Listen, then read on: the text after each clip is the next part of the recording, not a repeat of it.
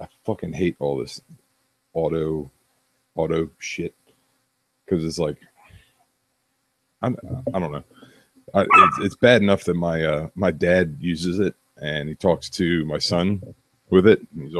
He has droids, so he's like, "Okay, Google, what sound does a cow make?" And it'll move. Fucking son goes nuts, which is great. Except like that's one of his most used phrases. He'll like if you take out a phone, yeah, he'll just run at you and be like, "Okay, Google, okay, Google, okay, Google." But are we good? We are good. Are we live? We are live. Hooray! Live. My name is Mikey T. Welcome back to another Last Call podcast. Tristan is joining me as always from the great state of Ohio. The middle of nowhere. I could be anywhere. You don't know I'm in Ohio right now. I could have moved to Africa or. You could not have moved to Africa. Probably that's probably true. I'd have been dead within hours. It'd be awesome if you're just in this like little hovel of a trailer. It's like Tristan and Susan really got into some shit and they had to flee the government. You just get a frame every 7 seconds of me looking at a microphone. I'd be dead within minutes of moving to Africa. If Ebola didn't get me, somebody would machete my head off. We had to put. I think that might be racist. Getting my head. Oh, that I would be dead within hours of moving to Africa. You're probably right. It may not be racist, but it's definitely a generalization. Have you ever seen that thing? Have you seen that thing that floats around on the web? It's like, is this an image from America or Africa?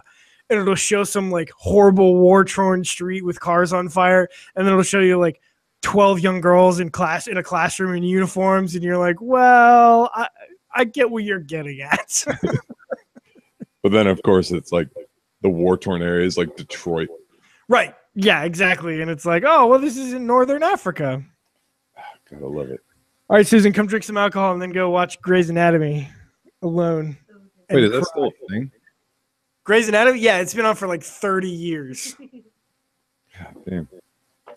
Well, 30 years. Cheers to that, I guess. I like that you're drinking your Fireball directly out of the bottle. I gave up on a long time. Cleaning a shot glass every week? Yeah, fuck that. I got a perfectly good bottle. So last call. Cheers. Cheers. In the frame. Ding. I'm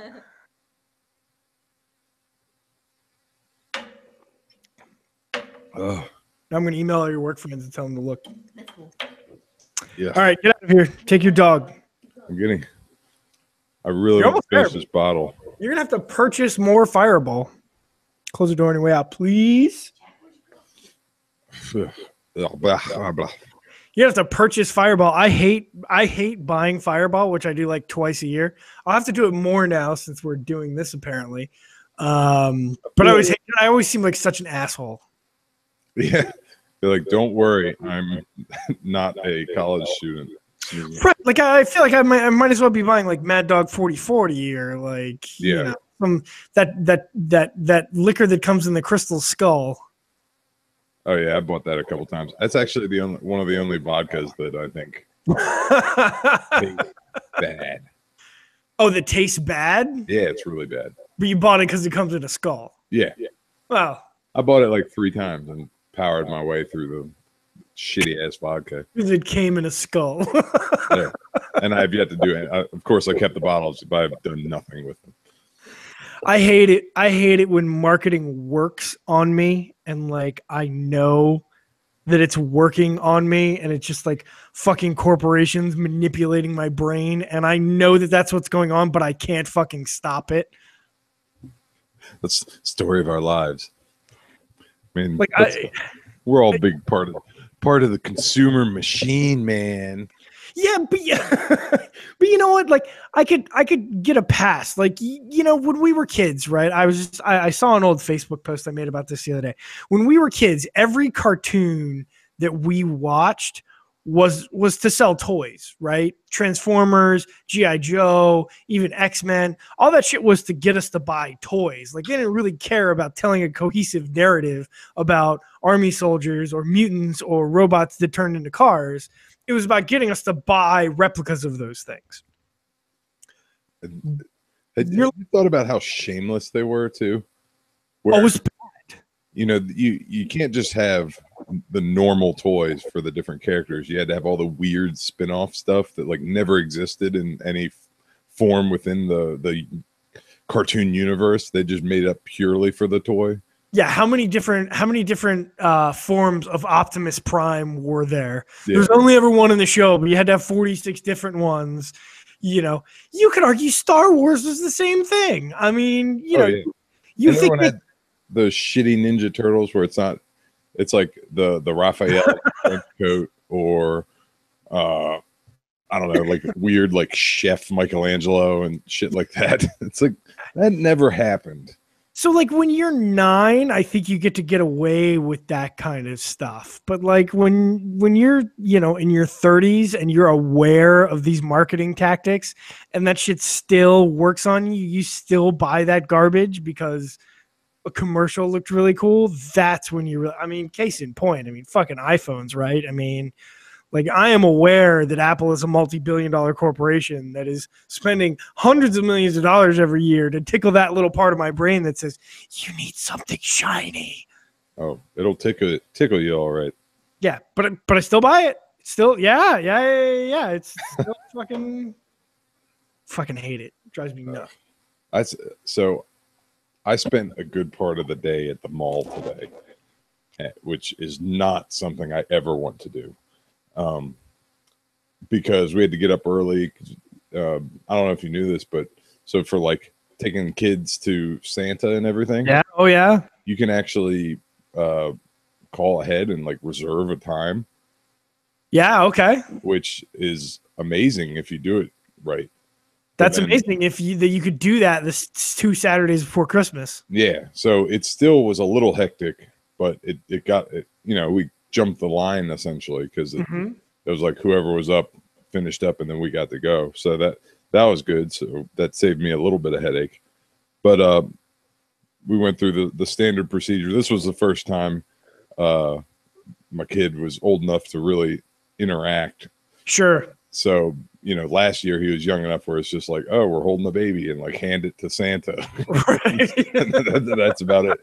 But this one, it's like, he's like all excited coming up to it. And he's like, oh, Santa, like pointing and waving and stuff. Oh, that's cool. Started that way. as soon as we got near him, he's like, no. He starts screaming for both of us. It was insane. So the question becomes, did you hand him over? So he didn't want to see Santa. Did you hand him over to Santa for the photo? We did, and so Wifey T was smart enough to bring the child kryptonite for our kid is a little like yard flag. For some reason he loves flags. Okay. And so we handed him like one of those little, you know, for 4th of July, people put them all throughout a neighborhood or whatever. Yeah. Like one of those. It's his favorite fucking thing ever. Loves it. I mean, I'm not here to judge, but that is super weird. Yeah. So he's losing his mind because Santa has a hold of him and he just wants to be saved. And then just hands him this flag. Instant. He's fine. But then he snapped the photo and fucking call it a day. Yeah, except the photographer was awful and just took 2 photos of him holding it in front of his face. Oh God, no! All that, and we didn't even get a worthy picture out of it. So whatever. I was gonna ask if you had like a if you just have a picture of Santa and Baby T holding an American flag for no reason. That would have been priceless. I mean, we could have. I think we still get it with the digital. I think you get all the digital copies. So when you made your reservation, when you called ahead your time, did you have to pay to reserve that time? No, nothing extra. You had to prepay like the package or whatever. Yeah. That's exactly what we did. We ponied up our like $30 or whatever, and it was like, yeah, I'll prepay for the photos. That's fine. Like that's what I wanted to mention. So I don't know if you've had this experience. I don't remember this last year happening. So, you know, I think it was $40 or whatever. Yeah. Which is insane because you're getting just what, two pictures? Essentially two pictures, because you get one big picture, one medium picture, and then some wallets on the same size as the big picture. So it's like you're really only getting two pictures. It's bullshit. Yeah. And then you get the digital ones, which is good, and that's what everyone's going to use anyway. But what happened this year that I don't remember happening before is when we're going to check out, you know, she's like, "Oh, would you like there's the standard package, and then there's the deluxe package, and you get this and this and this." And my wife's like, "Oh, well, we already reserved, and we paid for the standard, so we're good with that." She's like, "Well, you know, with the deluxe package, you get one more of this photo, and you get these two photos." And she's like, "Oh, yeah, I understand that, but we want the standard. That's all we really need, and you know, we'll take that one." Right. She's like, "Well, it's only $10 more for the deluxe package." I mean, it's a priceless memory. Oh. And then Christina looks back at me, and I'm like, "Get the standard package."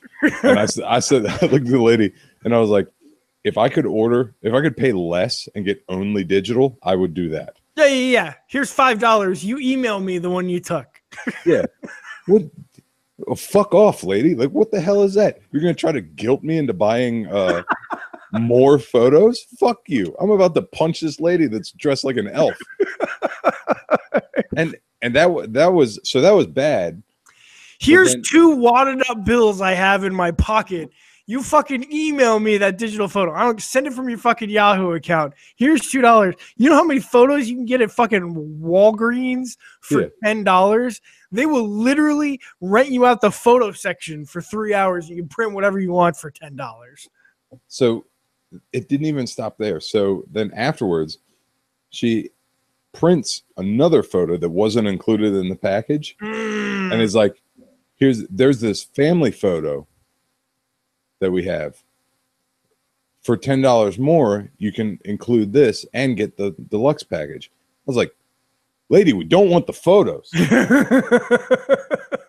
And then she asked one more time, and then just takes that photo that she'd printed and just puts it under the counter. I was like, so you wasted printer paper to try to pressure me into buying it. Yeah, that's crazy. They did the same thing to me at we were at some amusement park, Kennywood or something like. We did the goofy Western photos, you know, where like you dress up as like fucking cowboys. Yeah.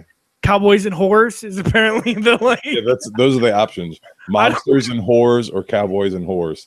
I guess after a while you can be a whore with a gun. Like you're still dressed as a whore, but you're a whore with a machine gun, or you know. But we did that, and when we got to the end, they were like, "Hey, we accidentally printed this 8x10, but you could have it for like $5 if you want it." Like pretending they accidentally printed this thing. I was like, just say, like, you know, we don't need to lie to each other.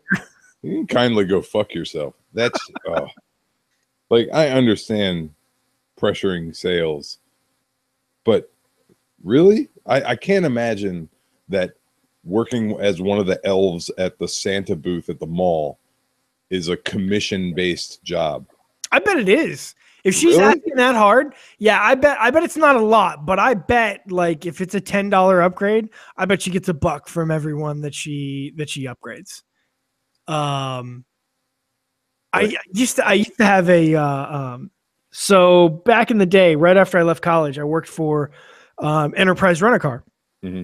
And really our job in life is to sell those extra insurances, right? Like renting the cars, that's all well and good, but like you're going to rent the cars anyway. What you really want is you want to get that extra $10 or $17 or $23 a day worth of extra insurance, because that's free basically, right? Like they're probably not going to have an accident. That's free money.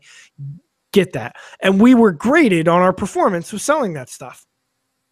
I had a coworker. He was this African guy.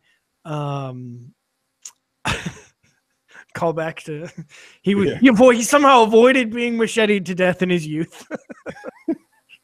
Good on him. And moved to America. His name was AG, and he was a cool guy. I really liked him.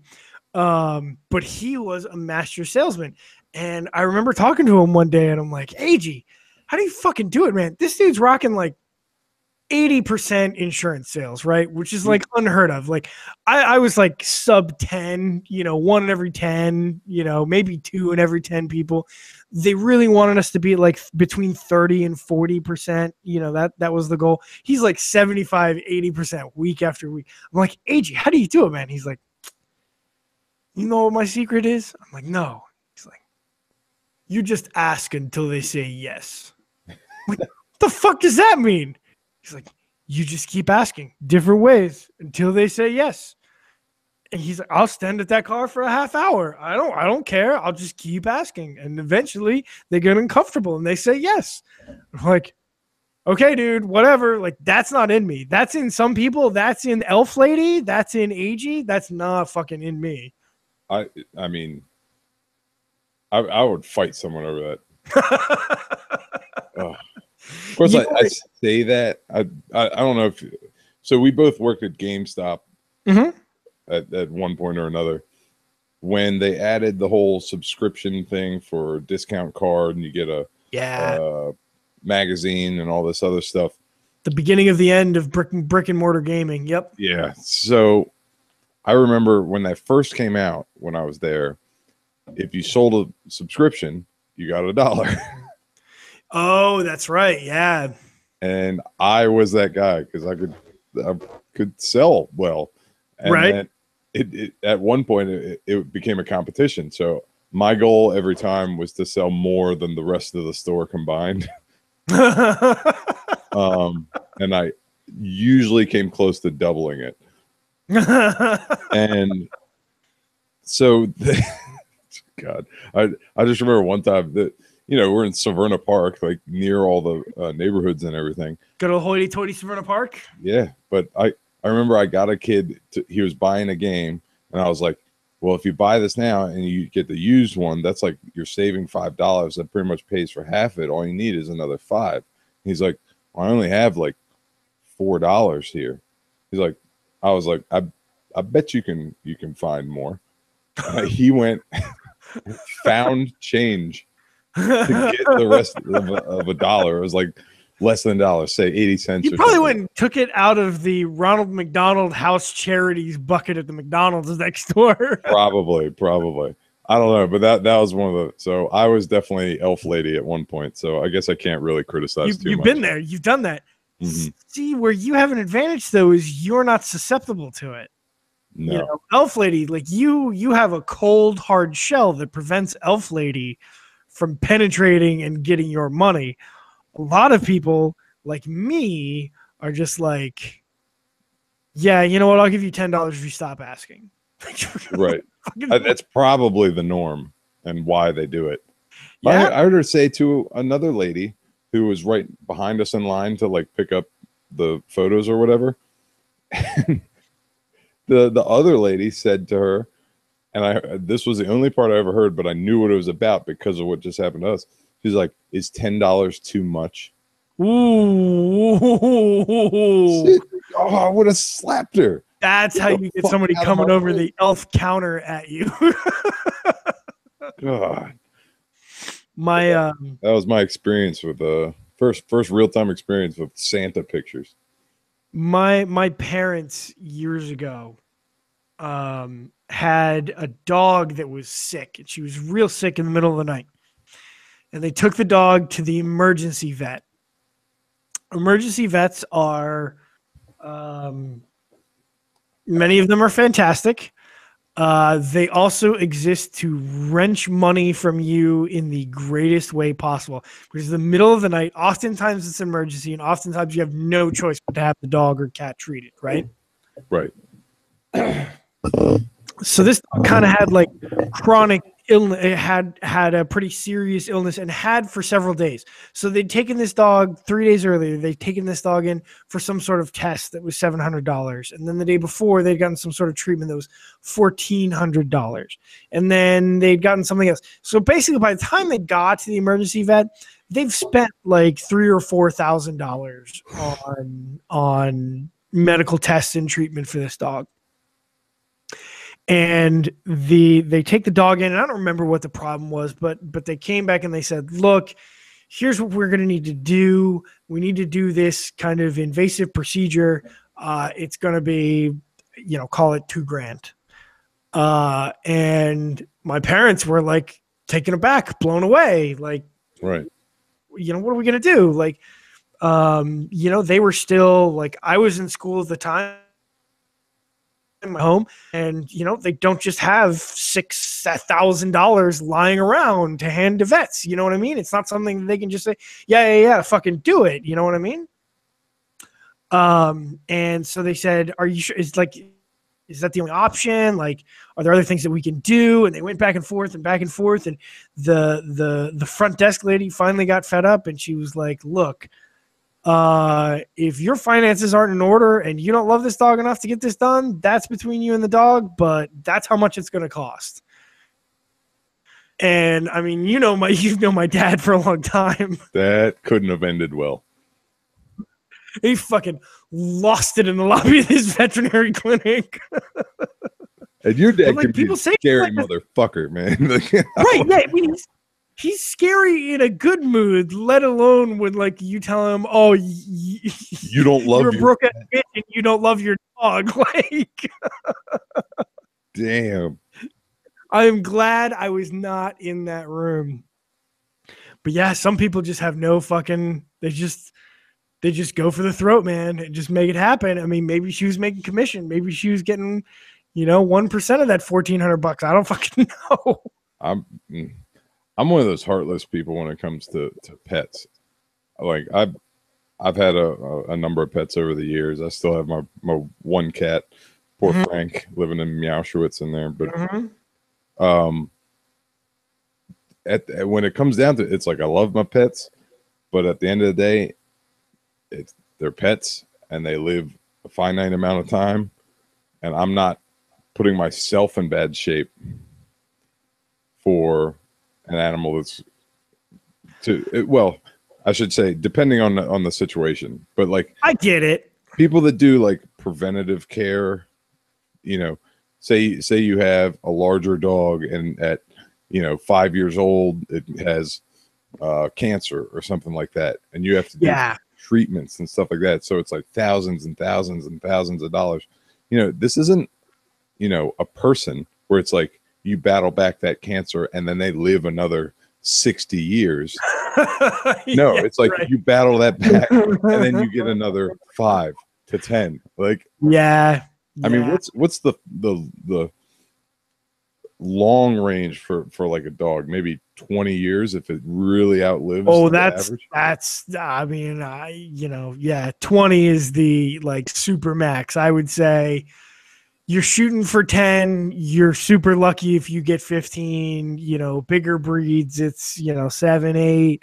But yeah, I think 10 to 12 is typically the target. Yeah, I wouldn't be able to do that.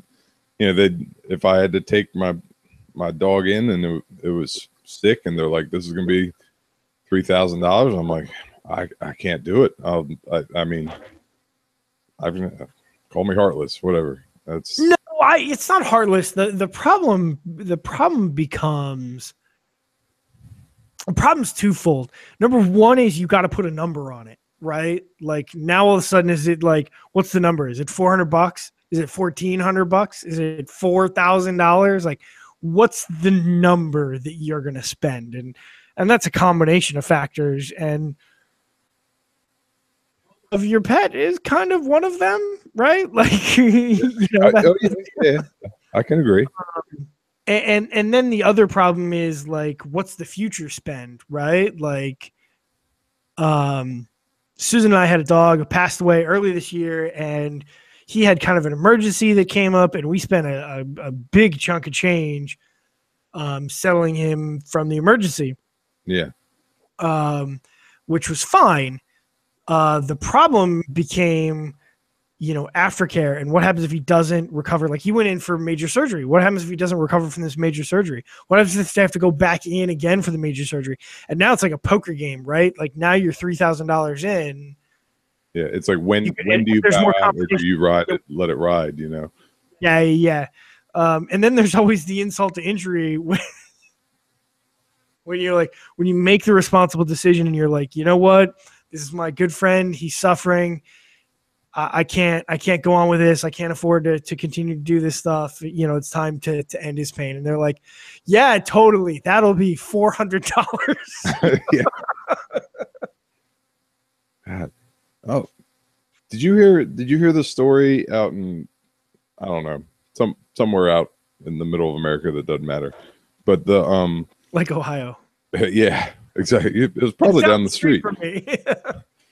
No, this a guy had a pit bull and it bit someone or something like that, and officers responded and shot the dog and killed it, which unfortunately is not uncommon. That's happened many times. We've seen all kinds of videos of that kind of stuff happening. The difference here was that they wanted to prove that it had rabies, and I guess the only way to definitively tell that is to dissect the brain. And okay, that makes sense. We'll get a vet and dissect the dog and check or whatever. Yeah. Take it to the vet. Yeah, the only problem was they wouldn't let the guy leave to call his vet, and the only other option they really gave him was to pay to have a police medical person come out and do it, and he couldn't afford that either, I suppose. So the last option they gave was like, well, I need you to cut off your dog's head for me so that we can take the dog's head in to be tested. So the police forced this guy to cut off his was dog. Was that the resolution? That's what happened? Yeah. They made him do it? The options they gave him were either pay to have them do it himself, or go to jail. Right, but I saw the headline. I assumed the resolution was he went to jail, and that's why he was pissed. I didn't think he fucking did it. Nope. He did it? What did he do it with? You were like a hacksaw? What the fuck? See, that is insane. I definitely would have gone to jail, probably for murdering a cop. Oh, I can't even imagine. And the thing is, there was no legal reason that he should have had to. Like, I'm sure there wasn't. I'm sure there was. And of course, he caught, let's say the last half of the interaction on video, on like cell phone video. Oh, so, yeah, that police department is not in good shape right I know now. exactly how that went down. The cop was probably in like month 13 of the job. So like he's just been on it just long enough that like he's out there by himself. Like, no, but it was definitely like a sergeant or whatever. He wasn't in a beat cop uniform. He was in some kind of detective. He was in some kind of like, oh well, then I don't. I figured he was on the phone with some like $9 an hour dispatcher. Like, no, made no sense. That's some crazy shit. I don't know how that. Jesus Christ. So make sure your dog doesn't bite anyone. What out there makes in the you think Midwest? that's a good idea? What I liked the guy who was like, because I mean, how much was the police dog decapitator going to cost? Yeah, like $1,000. What's that number? What's the number where the guy's like, nah, fuck that noise. I'll cut this dog's head off. Yeah, well, that's kind of what made me think about it, is because I'm cheap, but I'm not gonna cut off my dog's head. What's that number when like a cop shows up and like Frank's died, right? And like he's dead, and the cop is like it's either X dollars or you cut his head off yourself. For the cat, that's probably easier. You can probably do that with like a cleaver, right? Like one swift motion. Yeah, he's a small cat. On a cutting board upstairs in your kitchen. You're probably going to get rid of the cutting board later. Yeah. Probably don't want the knife hanging around for memory. I mean, it'll clean up okay, but, you know. Yeah, you'll taste that blood on anything you eat. What's that number? Like $32? Yeah. That's the buyout. I was like, any more than that? How much are you charging? $40. Who has that kind of fucking cash laying around? Who's got a knife? You got a knife? I'll fucking do it. I got this shit. I don't really like that cat anyway. Not for $40. That cat was free. What the fuck? I don't know why you're a redneck all of a sudden. I don't know why. Well, that's what the guy sounded like. No, but I was doing an impression of you, and all of a sudden you became a southern redneck, you know, cutting your cat's head off for $40. It felt right. It just felt right. That's the type of me that would cut off the cat. Redneck me. That's the Dundalk me that Dixon thinks I am. Who's got a knife? You got a knife? Pew pew pew. Fuck that cat. You just want the head or the body in the head? I'll get rid of the body. Let's make a day of this. Can you eat a cat? I'll Google it later. That's good meat. You gonna let that go to waste? I go on Yahoo Answers. You ever use Yahoo Answers? That's just the best. Those people know everything. They got all kinds of answers. Can you eat a cat who you owned but had to cut its head off because the police told you to? ? Enter. Can you pregante? Oh, the internet is a sad place. Sad, so sad. Speaking of anger on the internet. Jesus Christ, I haven't even seen this movie yet, and I am fucking blown away by what's going on here. Yeah, like so we're talking about Star Wars. You haven't seen it, and we're not going to do any spoilers or anything. Yeah, I guess that's partly my fault here. So if we stray marginally into spoiler territory, it's not the end of the world. But I'll avoid it because we're too early in the movie's release to spoil it for viewers anyway. So yeah, I just wouldn't. I hate when people spoil stuff. Even though I'm not a huge Star Wars fan, if people had spoiled stuff for me, it would have bugged me. Sure. Although I think that was one of the major problems I had with it. I thought it was really predictable. Even though, maybe it was just because I heard that people didn't like it and they said it didn't feel like a Star Wars film. So I guess I just wasn't looking at it like a Star Wars film, and it followed a more linear approach that a lot of other films do. It felt kind of like, to me, one of the like mediocre Marvel films. Like it had some weird humor in it, sort of oddly paced. And I've heard that too. I've heard there's a petition floating around on the internet to remove all awkward jokes from the movie. There's quite a few. It's a little awkward. Ultimately, I didn't think it was a bad movie, but it certainly wasn't a good one. And it's crazy watching the internet go nuts. One of our friends, Big Asian Baby, he's fanboying it up. He says it's the greatest Star Wars out of all of them. And I don't know what the fuck is wrong with him, because I don't even like the originals. And they are so much better than this one. But I don't know, are you a qualified person to say that? Is there a Star Wars movie that you really enjoy, genuinely enjoy? I like Rogue One, and which is arguably a huge outlier in the series. Yeah, and then I can't even remember the other new one. What the hell is the name of it? Yeah, that one. Not the Last Jedi, The Force Awakens. Force Awakens, where it was just like a modern rehash of New Hope. Yeah, see, that's kind of my I love The Force Awakens too, but that's kind of my problem. Like I have a hard time giving that one props as like the greatest Star Wars movie of all time when it's just a remake of the first Star Wars movie of all time. Right. Which is objectively garbage that I love. Yeah. That's the problem. That's the problem I've always had with Star Wars. It's like, if you look at it without rose-colored glasses, they're not very good films. They're very influential, and they have some really cool characters that are iconic, but just as a movie, story-wise, not that great. Even the acting. Mark Hamill's fucking terrible in the first one. I will say he is much better in the new one. So he is. Well, I think he's a very good actor now. I think he's a great voice actor, obviously. Yeah. But I think he's a good actor now. I think he's a passable actor by Empire. You know, by Empire Strikes Back. I think he plays that character fairly well. But in the first one, he's super young. He's whiny. He's just awful. I love it. I love all three of those movies.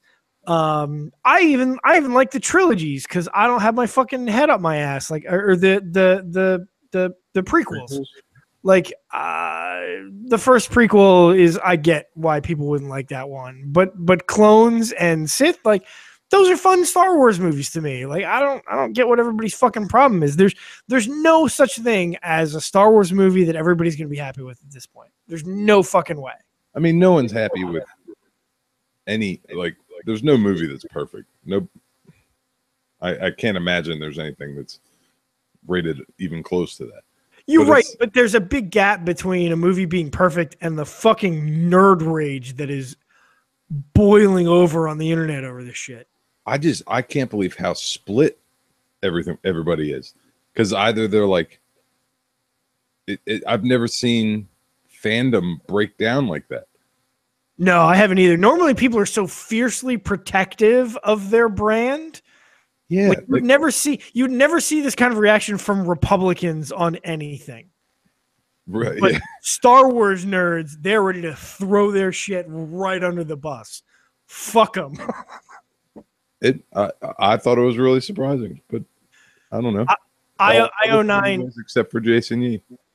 IO9 put out a pretty good article today that I enjoyed. It's hilariously dumb change.org petitions about The Last Jedi ranked. All right. Go on. Number 9, turn Pornhub into Porghub every May the 4th. Yeah. That's a weird, like, furry bird thing, right? Number 8, bring back George Lucas to Star Wars. It's a fucking terrible idea. No, because that's what he lucked out with the first 3 being passable movies because he stole most of the intellectual stuff. Right, he stole most of the material. He stole like the basic character arcs. Like, yeah, no, that's a fucking terrible idea. And then Industrial Light and Magic made him a fantastic looking movie for the time, and that's what did it. Nobody had seen shit that looked that good before. That's what did it. That's a big part of it. That's a big part. And fucking laser swords and fucking, I mean, Darth Vader, Han Solo, like, yeah. That's fucking it right there, right? Like, it's fucking laser swords and Darth Vader and Han Solo sell the first movie. And Obi-Wan is a pretty rad character, and then they kill him off before you can do something dumb. That's maybe it. I love that whoever the guy that played him just hated the role and wanted nothing to do with it and thought it was just this passing thing. He forgot he even did it, and then it just blows up. He's like, the fuck is this shit? This like space opera. Like, what? Why is this popular? This is crap. I heard a great story. It's from Mark Hamill told it on the Tonight Show, like back in the 70s.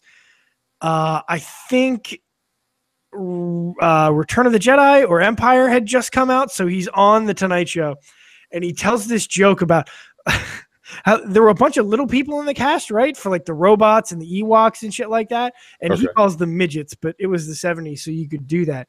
And he tells this joke about this fucking midget who was an asshole on set all the time.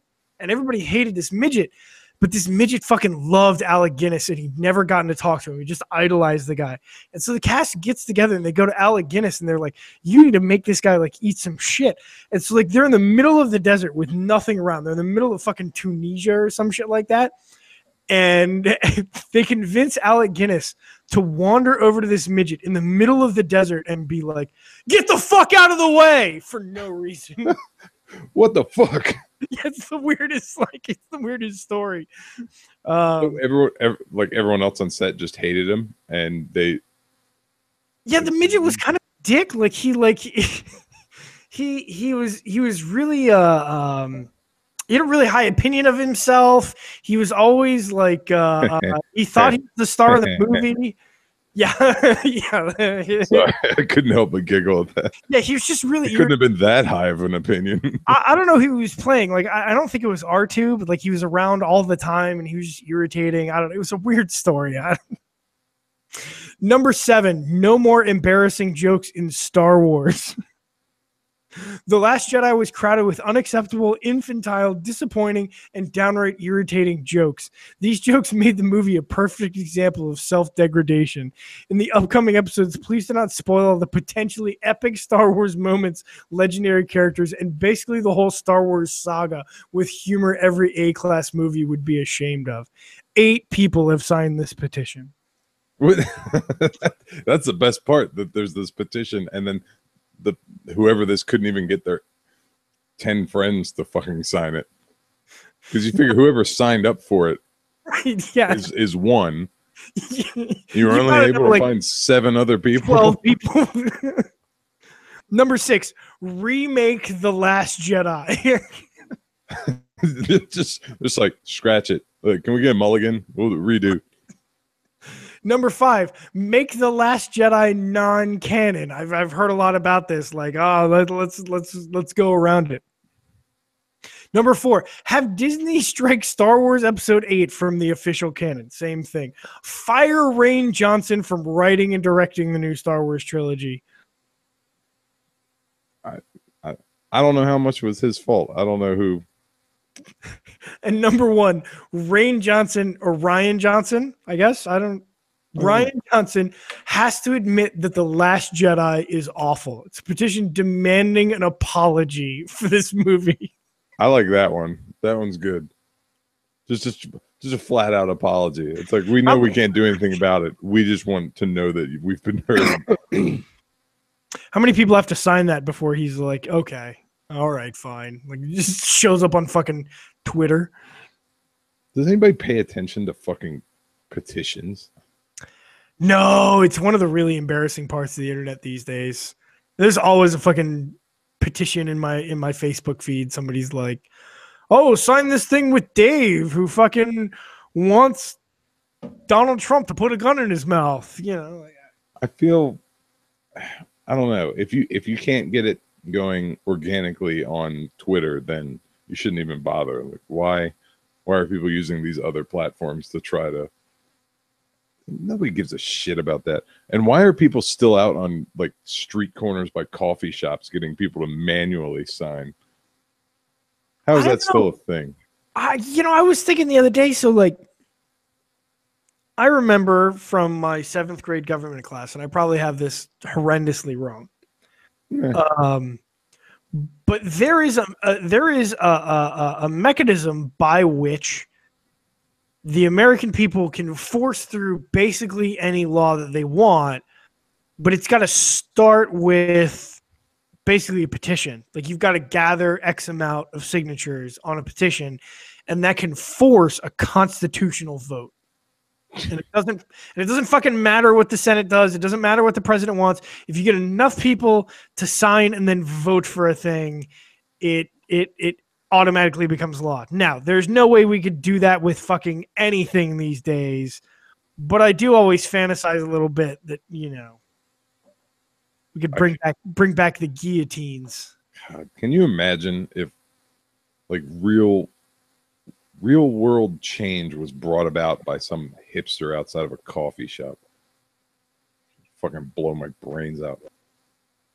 One of my friends, my favorite, his response to petition, somebody was It was some petition related to treatment of animals in slaughterhouses and stuff like that. It was basically a pro-vegan petition, just saying, anti everything the meat industry. And he signed the petition, but he signed it Ryan@meatmail.meat. And the person didn't look right away and was like, all right, thanks, man. Thanks a lot. And like took 2 steps away. He's like, hey, fuck you, man. That's fucked up. That was the best thing ever. Original troll shit. That's awesome. I've been meaning to ask you about this for a few weeks since the first full trailer came out. Ready Player One hitting theaters next year, I believe. Any excitement from you? Any opinion? I imagine you fucking hate it. But then again, it's a book, so maybe you don't really. Do you read books? I don't know. So not anymore, really. Yeah. I used to read a lot when I was younger, and then I just stopped. I think my brain shut off. In fairness, I don't really read books either. I'm all audiobooks these days. Like I'm a huge fucking Audible guy. So I'm not judging your lack of reading. I just do it in a lazy and expensive way. God. Well, that's actually what I tried to do. And I used the free Audible book that you can get by going to audible.com. Audible, please sponsor the podcast. Last Call podcast. There you go. That's not a thing. Don't go there, but maybe one day. Yeah. So you sign up, you get 1 free book. I think it's pretty much unlimited. It is, yeah, almost. And so I was like, oh well, that movie's going to be coming out, and it's based around pop culture and gaming and all this stuff, and I should check it out. And I picked Ready Player One. Yep. And I made it like, I don't know, 5 or 10 minutes into it. And just a combination of, I don't have like a long drive to work or anything like that. Oh yeah. So I don't have a good time to just listen to a chunk of a book. Yep. So I only got like a few minutes in. And what I didn't realize, at least early on in that book, it doesn't appear to be written very well. So no, not particularly.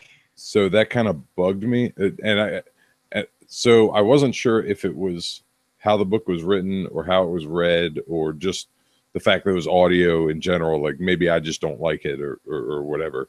But I couldn't get into it, and I've never gone back to check it out. So I know nothing about Ready Player One. So it's kind of weird. It's listening to books takes a little bit of practice because it's weird. Your brain has to learn to delete the he said, she said kind of stuff from the audio. Like your brain knows how to do it kind of visually, but it takes a little bit of practice to be able to do when somebody's reading it to you. Otherwise, it's a little too much like dictation, like you're concentrating on each word instead of what's actually going on. One of the weird things that happens is a lot of modern books have email transcriptions in them, right? And they'll have like a to and a from and a date sent and a time sent and a subject and then a body. And so when like somebody reads that to you, they read that they're like to Bob, from Ryan, date 10/9/82, and there will be a string of these, and they'll read that every time, and it's really fucking distracting and kind of difficult to read, difficult to listen to. But that's interesting. That was the one that you tried. Ready Player One, I enjoyed it a lot. It's pretty like you said, it's pretty pop culture masturbatory. Like it's really just people, it's a lot of pop culture. It's fun beyond that, but it's not. It's not one of the great novels of our time or anything. Which I think maybe movie-wise, if I could go in, it might almost be better that I don't read or listen to the book, so then I can go into it with a clean slate and just enjoy it for what it is and just be surprised by all the fun, like, nods to pop culture and gaming and all that stuff. So, because I love that kind of stuff in movies and shows where you just have, sort of just a brief nod to some thing from 30 years ago, and you're like, Oh man, that was kind of cool. Like, so a whole movie based on that, though. I don't That's know. the problem. I think that's what Ready Player One suffers from. Is by the time you get to the end of it, you're drowning in '80s nostalgia, which is what it is in the book. It looks like they may not be going that direction in the movie, because it looks like there's some pretty modern characters that show up. But anyway, but yeah, the nostalgia. I don't want to say wears thin, but I think you got to have a pretty. I mean, I'm lucky I was a kid. We were very young in the 80s, right? I mean, Yeah. we were 8 and 9 when the 80s end, or 7 and 8 when the 80s ended.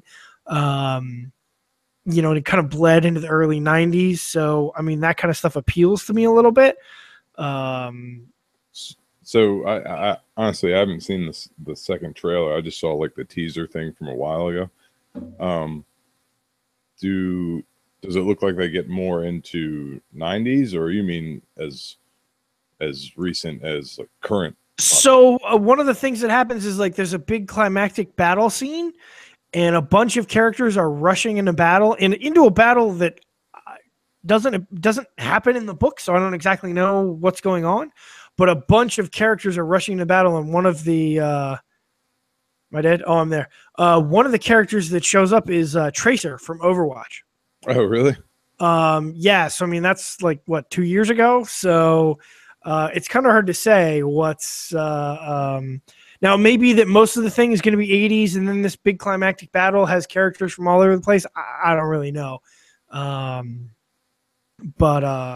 yeah, it should be fun. I'm excited to see it. I don't have, again, I'm not expecting Oscar-worthy material here, but I'm okay just having fun with movies sometimes. Oh, I probably enjoy that more, which is probably surprising, and why the big deal is the rundown.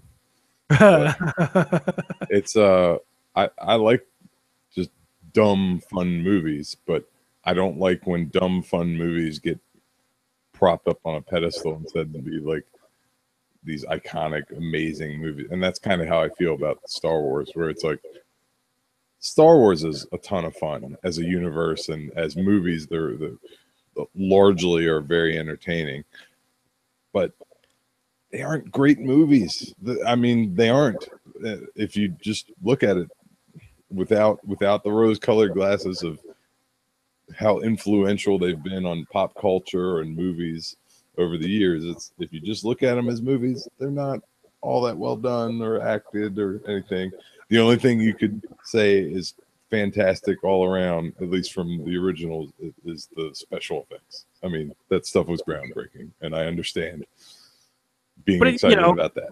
But it's not, anymore, right? I mean, one of the things that was fun to me, my favorite one was not my favorite. I really enjoyed Rogue One because it took it out of the main universe. Yeah. I'd love to see a movie where it's just, a fucking Jedi by himself out on the fucking edge of the galaxy. He's not worried about fucking saving everything from the Empire. This is before the collapse of the Jedi Order. He's just trying to fucking keep law and order on this planet. And that shit's kind of difficult, and it sucks. And he's a guy who's got some funky mind powers, and he carries a laser sword, and he's just trying to keep order around him. To me, like that kind of like, he's the sheriff in town, but set in this kind of future past setting, that to me would be really interesting. Give me an early Obi-Wan story. That'd be kind of cool. But the stakes don't need to be the entire goddamn universe in every fucking movie. Yeah. I mean, I'll tell you this much without spoiling any of it for you.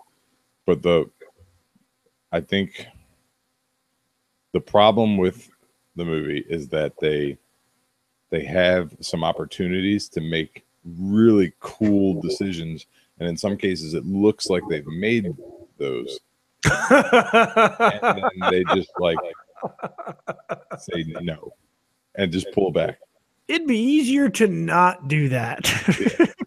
I think they had the start, they had the beginnings of some really cool really cool set pieces, and then I think they fell flat. But, I got it. Yeah, well, we'll see. Maybe when you make it to the movie, you'll see. I'm hoping to be able to see it. My parents coming into town right after Christmas, so hopefully I'll be able to catch it then. Maybe I can sneak out of the house for an evening and watch it, because I don't think I want to wait 4 or 5 months that shit comes out on demand. Our last episode before Christmas, isn't it? Yeah, this will be our last one before Christmas, and then we're I guess we're due the day after Christmas. I assume we'll do that one, unless you're leaving town or something like that. Yeah, cool. Then we'll be back. We'll be back post Christmas. I'm actually doing 3 Christmases this year. My in-laws were in over the last weekend, so we did a little mini Christmas that Sunday morning, and then we'll do actual Christmas next Monday, and then my parents come in after Christmas, and we'll do another Christmas then. So I'm doing like whole fucking batch of Christmases this year. That sounds awful. Except for, at least I guess they're mini Christmas, and it's just like seeing the grandparents and stuff. So you know what, I'd way rather do that, and it's kind of cool. I'd way rather do that than what we used to do, which was start Christmas at my house at like 6 fucking a.m. and then go to my in-laws at like 9 and then finish that up and then go to my parents at like 1, and then it's just like fucking it's overload. And then by the time you get to the end of it, you're just not appreciative of all the cool stuff that's going on. Like, bah humbug, fuck this shit. Why'd I do this? I'm out of here. You know, you're blind drunk by 4 p.m. because you've been trying to drink to suppress the pain. I mean, I try to be that way regardless of the holiday. Oh yeah, I mean every day, but I mean you're in front of your family, I guess is what I meant. Oh yeah. Are we coming in? Yeah. So I just a quick mention of this. So yes. That remember the crazy guy that I mentioned from a couple weeks ago, where he came in and was threatened to call and all that stuff. Tell me he came back. He finally came back. Hooray! What happened? Nothing exciting, but it was funny to just like shit on his parade, because he fucking came in, and I was like, dude, you can't be in here. And you could see he was at least somewhat sober. I don't know if he had been drinking this time or not, but he was like, why? Because of last time. I was like, yeah, so you fucking knew. Like, why'd you even come in here? If I went to a bar and got kicked out and threatened to call the police on the place, I would never go back to that bar. But you come back 2 weeks later on the same night? At least he's got a set of balls on him. Like, God damn. And then so I was like, all right, you can't be here. And he's like, that was an isolated incident. The fuck it was. Nobody just acts like that out of nowhere. Jesus Christ, the guy was fucking nuts. And then, of course, right after that, he, of course, asked for the owner's number, the GM's number. God, it's happening again. I guess it was an isolated incident. But I gave him the GM's card, and I guarantee you he didn't call again, just like last time. But gotta be like, the way that moment should have gone is he should have walked in, and you should have been like, dude, you can't be in here. And you should have been like, why? Because the last time? You're like, yeah. He's like, okay. And he should have left. Yeah. I've given him nothing but props. I mean, there's nothing wrong with taking another swing, but when somebody calls you on your bullshit, it's time to fucking pack up and move along. Especially if he clearly remembered enough of it to know that's why he wasn't going to be allowed in there. Yeah, if the phrase is why, because of last time, like, I mean, you clearly know that there was an incident. We had another incident at Ghost Bar. Actually, I forgot. So it was on Saturday, and so there's a regular that comes to Ellicott City. He's, he's a unique looking individual. He stands out a bit. Oh, is he black? Huh? Is he black? No, but he thinks he is. Oh, I got you. No, I just assumed because of your policy at your bar that what? That's why he's unique looking. That sounds ridiculous. Shut the fuck up.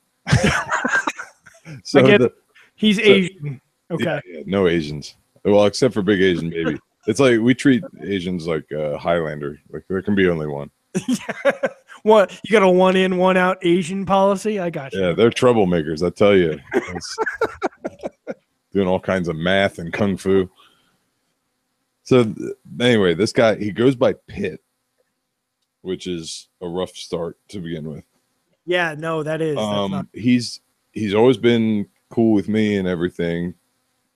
Never caused an issue directly with me, but he's always had trouble at the bar. He drinks a lot. He spends a lot of money at the bar. He buys all his friends rounds of drinks, which is, you know, cool. Like he's real generous with buying drinks for people, even people he like just met and all that stuff. But the problem is he goes hard, and every once in a while he gets past that limit and something happens, and he's always, if something starts to go down, he always ends up in the middle of it. And we haven't seen much of him since Ghost Bar when it was down for a year and a half. Mm-hmm. So he was back in there, and so he's a big white dude. He's like my height, but like, I don't know, probably like 300, 400 pounds or something. Like he's just he's just a big dude. Huge guy. All right. And he's like, his tattoo selection is what I would describe as like prison rape-esque. Ooh, okay. Because I mean, he's like fully tatted, like knuckles, hands, you know, face, head, everything. So he's like a scary looking dude. But he was dropping N-bombs all over the place. Yeah. And one of our other friends, who I'll leave his name out, but took offense. Does he host another podcast? Maybe.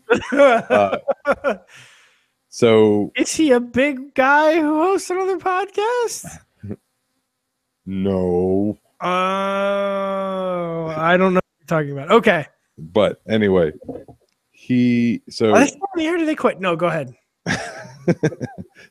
So this guy's dropping N-bombs all over the place, and our friend is not taking that too well, and all of them have been drinking, and it just starts escalating, and just slowly it starts off as one, like both are trying to explain their point, but aggressively. So this conversation never ends well. Yeah. Okay. Yeah. All right. Where it's they act like they're trying to be civil, but they're absolutely not. They're just taking jabs at each other through their voice, and it's like, he's like, "Hey man, watch your mouth," and then the other guy gets mad and fires back, and then he responds again. And he's like, "Seriously, respectfully, I'm saying respectfully, watch your mouth."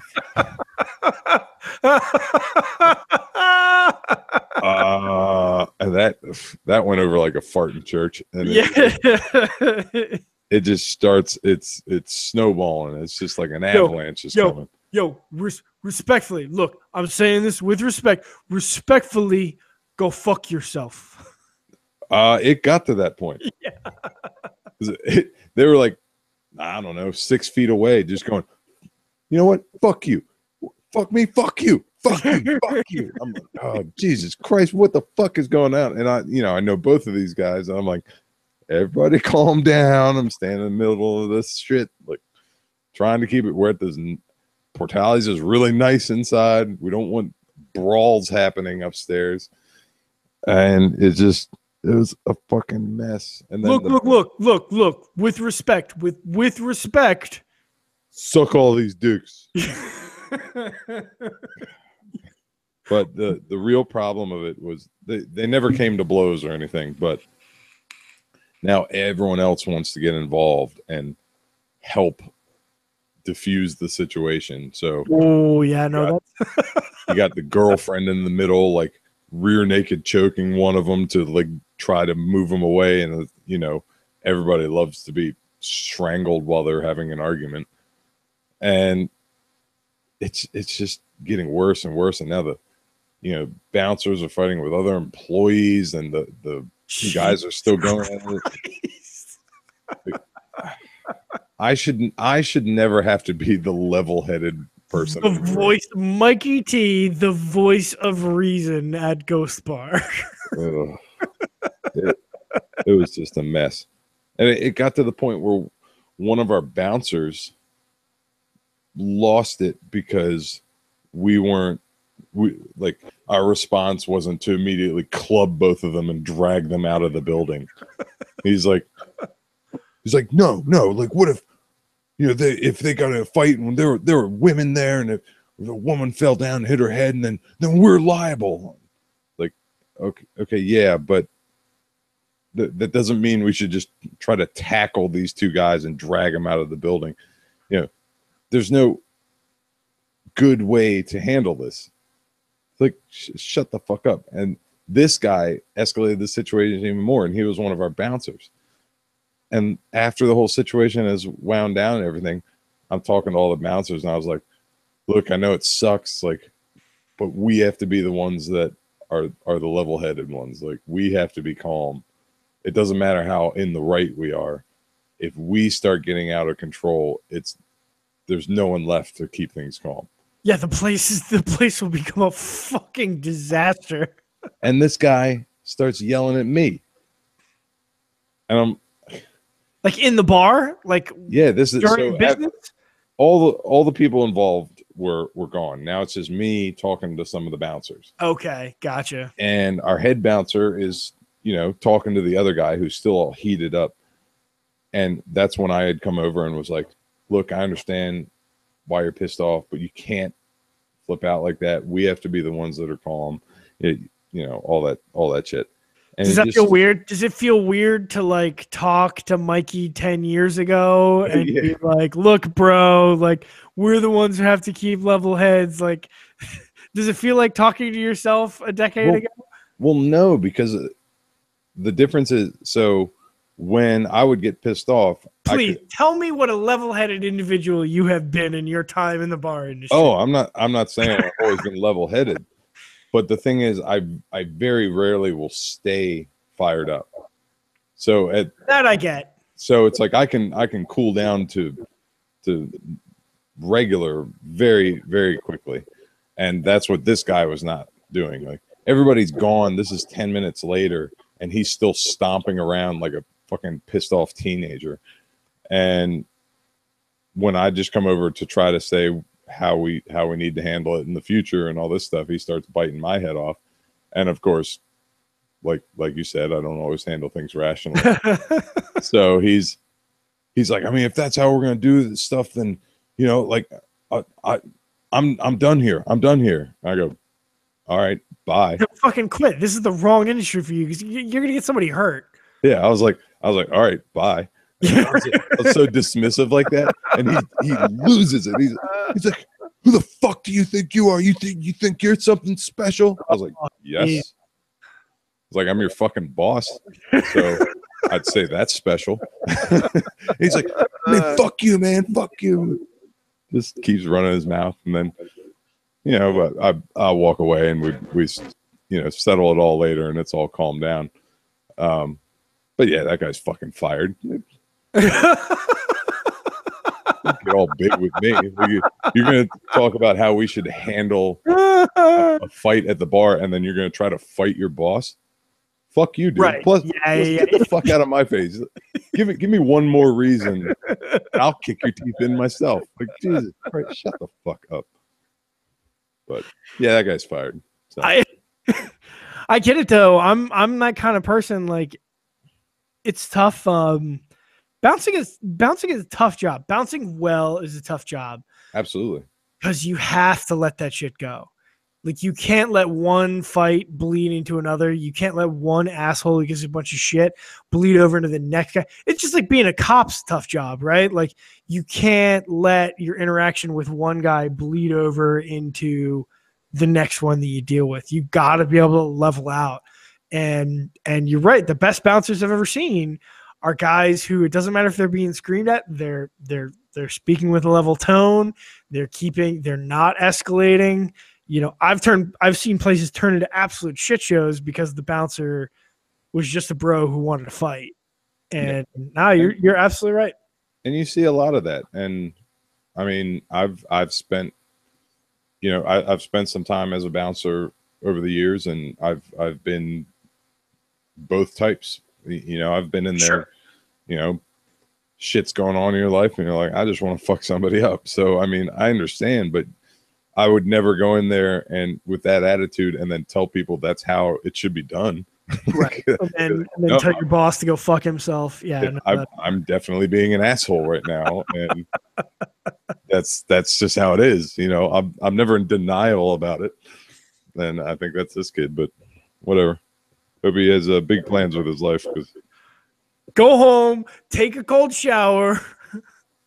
God. Watch a Patrick Swayze movie, jerk off, and go to sleep. Probably top flight of the world, Craig.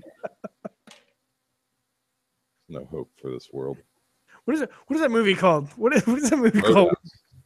Roadhouse. Thank you. And then the top flight things from one of the Friday movies. I don't know how many of them are there. Like 18 of them now. I have no idea. I think there's probably like 4 of them, but I'm too white for that. Anything past the first one is garbage anyway. That has to be true. Well, let's roll. I think we got to be there. Yeah. So we're overtime. Yeah, overtime bonus round. I forgot that since I forgot to turn this over until like part of the way through. I was like, it's like a rough thing. We were probably like 15, 20 minutes in. Yeah, I bet we're at an hour 15 now. That's all right. Yeah, somewhere like that. Would you rather? We should get it like a jingle. Do we know it? Let's find some people there in music so they get this shit working. Yeah. We'll do it a cappella every time. It's like, would you rather? We're definitely not doing that. No. Nobody needs to hear me sing. Would you rather be burned on the back of the knee with a lit cigarette? Yeah, that one. Or, wait, be stung by a bee on the eyelid?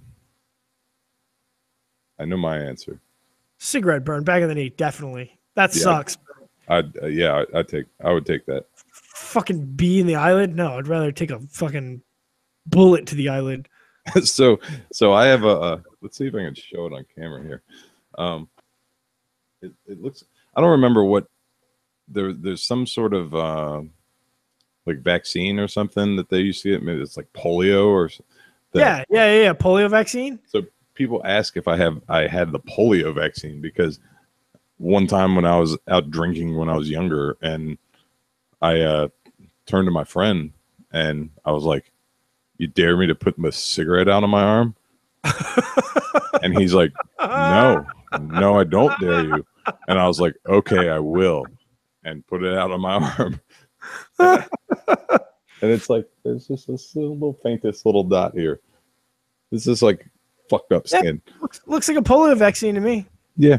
So I don't know. That wasn't so bad. Oh, of course I was drunk, so who knows? I know we're over time. I was 19 maybe. We were at my buddy's house, the apartment in Glen Burnie that you knew well, and we were there. We were partying. We were hanging out on the back porch. Yes, sir. And we used to have this. We used to have this game we used to play on the back porch. It was a ground level porch with nothing above it, and we would sit around in a circle, and most of us smoked. We had this game that we would play. I don't know who came up with it. It was a fucking stupid game, but you would finish your cigarette, and when you finish your cigarette, instead of just pitching it on the ground and putting it in an ashtray, you would say "game on," and you would flick the cigarette directly up into the air. And typically, what would happen is everybody would scatter out as far as they could, or try and watch the cigarette as it went up into the air, depending on how drunk or high you were, and trust that you could track it coming back down. Occasionally, it landed on someone. I think that was your idea. That is not unlikely. I will take that. I know you were the first person I saw do that.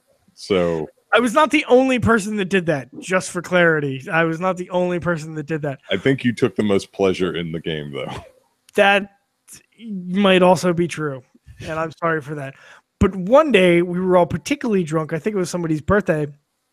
And instead of just flicking my cigarette up into the air, my buddy Mark was looking the other direction from me, and I held it kind of like right next to his face, so that when then I said, "Hey, Mark," and when he turned back to me, it burned him on the side of his nose. I'm a fucking asshole. And he got really pissed, and he ran away into this kind of bad neighborhood in Glenburnie. Wow. And so, memories. And that was fine. And a couple hours went by, and we were like, "Holy shit, where's Mark?" And I was like, "I kind of burned him on the face with a cigarette, so I don't know."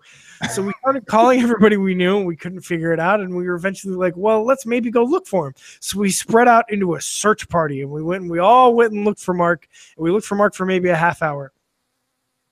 Eventually, and I will remember this moment to my dying day, I was standing on the front porch, and I was like, "Fuck, where's Mark? I hope he's not dead." And I see off in the distance 2 people carrying a third person in between them. And it's 2 of my friends, and they have found Mark. And we're like, "Where the fuck was he?" And we found him in between these 2 cars, just like crouched down. We don't know why he was there, but he's not talking anymore. And he's just like, his head's flopping around, and they're trying to carry him. And we're going to get him back into the apartment. Mark, are you okay? You okay? We don't really know about passed out drunk people at this point. We're 19. Mark, talk to me. Are you okay? You okay? I'm slapping him on his face. And I'm slapping him on his face. And Mark, he finally, like, he picks his head up, and he opens his eyes, and he looks at me, and he only says the following line. He says, "I've seen better days." And then his head flops back down. It's the only fucking thing he said. What the fuck? I don't fucking know. And then he passed out fucking cold, and it turned out he was okay. We're still friends to this day, thank God, and he's not scarred on his face, so that's good news. And he's done very good. He's done very well as an adult. He has. He's done well for himself. He's fucking traveling about and doing good. Mark is a solid, good dude. I've always liked Mark a lot. I've always felt really bad about burning him on the face with a cigarette. You've seen better days. Haven't we all? Would you rather? Oh, this one's easy. Would you rather, as a man, live with a permanent 8-inch erection or a 2-inch penis?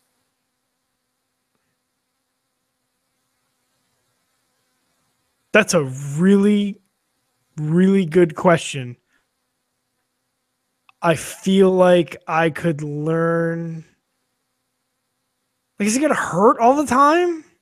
Oh, I didn't think of that. Like, is it going to be uncomfortable all of the time? Like, I mean, you have those times occasionally where, like, it's just hard for too long, and you just, like, that's really genuinely uncomfortable.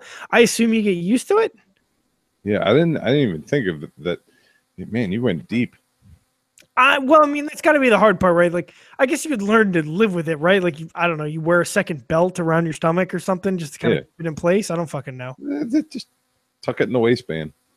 Just turtle heading out of the top. And then you got like 4 inches of dick hanging out the top of your like waistband. Like, what happens when you lift something above your head and, like, occasionally, like, your stomach shows up and now somebody sees the top of your fully erect penis at the bar because you reached up for that other bottle of tequila. Yeah. Good luck, everybody. All I know is I couldn't live with a 2-inch penis. So you're right. They both have their problems, but I'll go 8-inch permanent hard on. Maybe if they like closed the gap or extended the extremeness of it, where it's like you had a permanently erect 12-inch erection, or a 4-inch penis or something. Yeah, no, you're right. No, you're right. That makes the decision easier. But no, you're right. I just gotta driving would be hard, right? Like, fuck. Hard. Would you rather have to eat a large mixing bowl of live maggots, or some of the meat off a raw human arm? Can we go back to the dick one? Is that an option? So a bowl full of maggots or raw human arm meat? Yeah, it says off of the arm. Some of the meat off a raw human arm? Human arm. Definitely. What's that? Human arm. I'm thinking so too, and I feel like that makes me a bad person. Even if it's a fucking whole, all of the meat off a human arm, I feel like I would rather do that than. Well, that would be harder, but I mean, it just says some of the meat. I mean, you could a large mixing bowl full of maggots. Could you even fucking get that down? I couldn't. Ugh. Off an arm from steak. I mean, is it like my fucking dad's arm, like, or something like that? Like, if it's just a random, if you just hand it to me, like, I don't care. Just hand you an arm. You're like, no, I'll take a nibble. Eat this. Keep that bowl of maggots. I'll fucking take that arm. Definitely. Yeah, definitely. Would you rather discover that your perfect match is someone other than the person you've married and get to meet him or her, or marry someone you love but never meet your perfect match at all? I feel like that's poorly written. Yeah, wouldn't I guess I think it would be better to meet someone you love and never meet your perfect match, because then how would you know you didn't meet your perfect match? This question is broken, right? Shouldn't the question be marry someone and then meet your perfect match? Well, that's so. I'll read it again real quick. Or marry someone you don't love. Yeah, I guess it's not extreme. I mean, yeah, I'm going with the second one, and I'm assuming I read that right. It's got to be, because where's the plus in the first one? None, really. Yeah. Right, like you're married to this person, but you know you're married to the wrong person. You don't get to have the person. Whereas in the second one, you're married to somebody you genuinely love. Like, fuck that noise. I mean, yeah it's the second one. All right.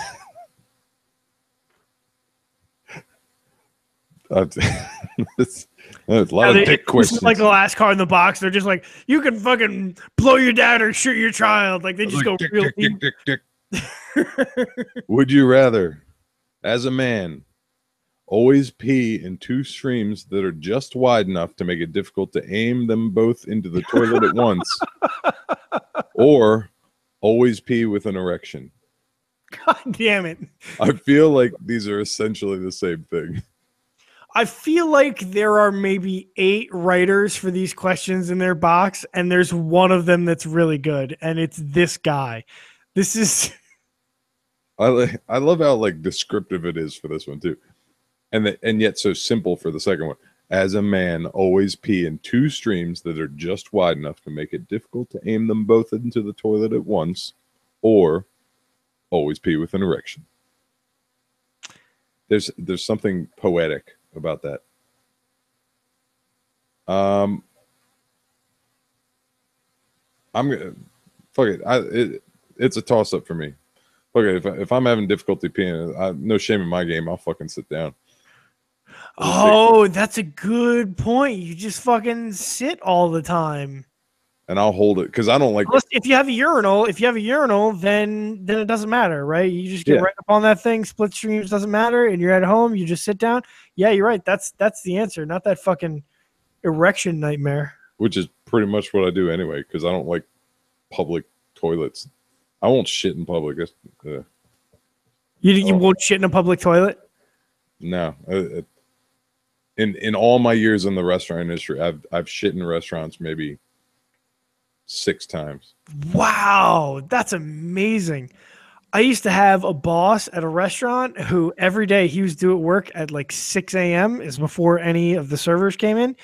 He used to come in every day and he used to go take a shit in the ladies' restroom because he knew like it would be clean that morning and none of the other dudes who were there would walk in on him. I was like, that's genius. And then the girls found out and they were super pissed that he did it, but they couldn't stop him because they weren't there at 6 a.m.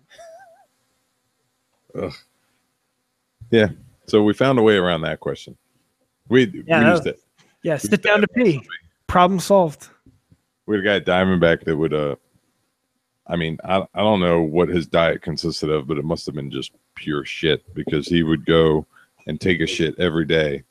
Like his routine, say you're in at 5, he'd get there at like 4:55 and take 25 minutes taking a shit at work. It's like, what did you do the rest of the day? Because that is like, you get up in the morning, you kind of have to take that first shit of the day, just empty out a night's worth of horror or whatever.